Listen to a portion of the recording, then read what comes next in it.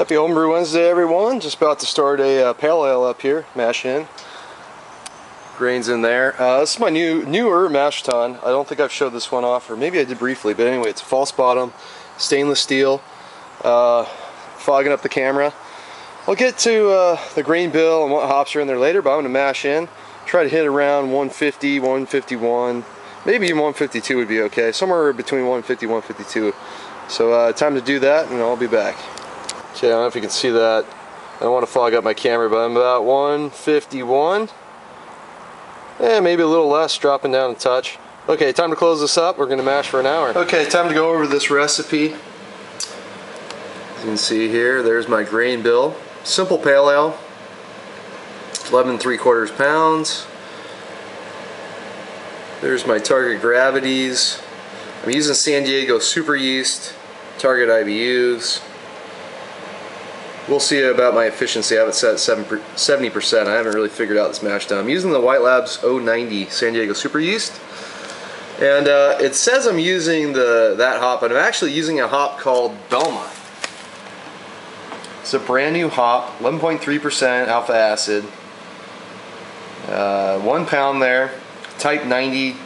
Type 90 has to do with the percentage of the hop cone that actually goes into the pellet, if I remember correctly.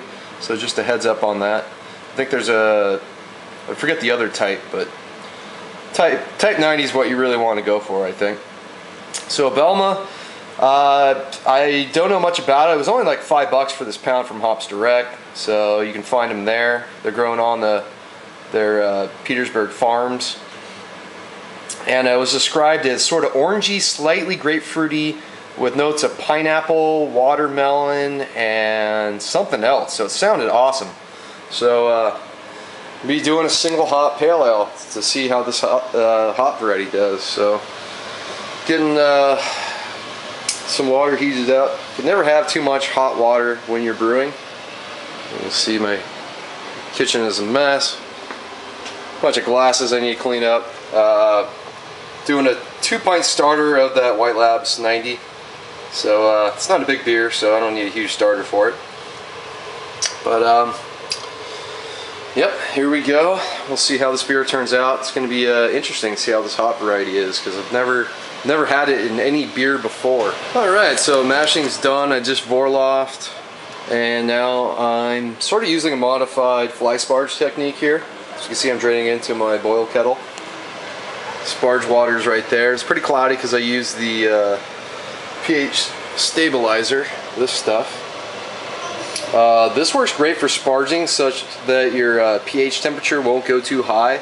If your pH goes too high when you're sparging, you're going to extract a lot of tannins out of the grain. And with that stabilizer, it'll stabilize your mash to 5.2 pH, and you can just sparge essentially for as long as you want and don't have to worry about extracting those nasty tannins out of your grain. But I eat about 6 gallons. As you can see, I have some foil on top to help me disperse the sparge water. Instead of having this kettle above the mash tun, I'm just taking this, just dipping it in, and just putting some right on top as I go. So it's kind of what I'm doing. That's what I mean by modified. So it's not a continuous sparge on top, but I'm just kind of watching the water level as I drain out. So hopefully I'll get a nice extraction from this one. The last time I did this technique, I got 80% efficiency, so we'll see how I do this time.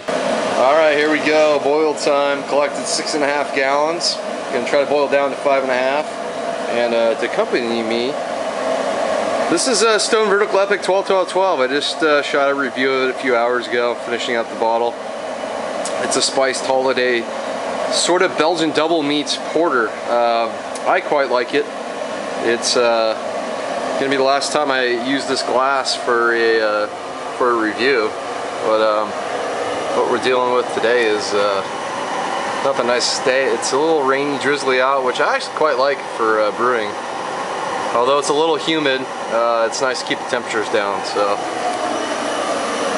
starting to form some hot break on top. Get to a boil soon and add the hops that are over there.